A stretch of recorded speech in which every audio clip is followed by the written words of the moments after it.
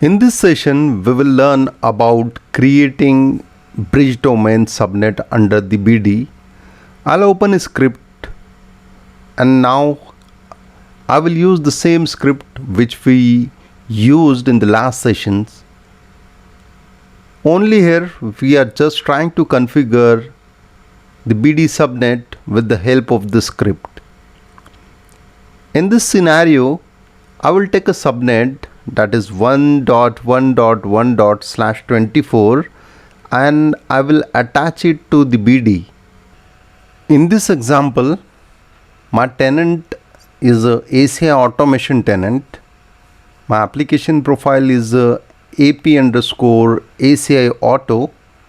My VRF context is VRF_ACI auto.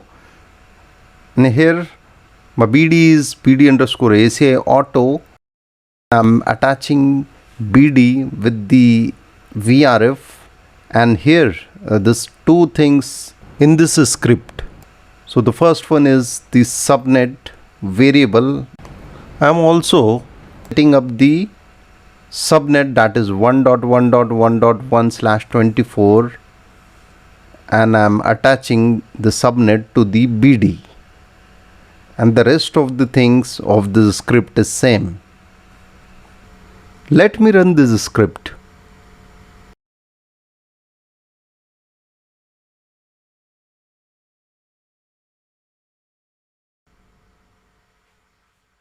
Now it is showing success that changes got pushed to the epic, and now we will verify it login into the epic.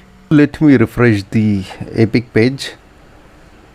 Now you can see ACI automation tenant has been created. I'll open ACI automation tenant. Now I'll go into networking. I'll open the BD. My BD is BD_auto. Now under the BD, I'll check for subnet.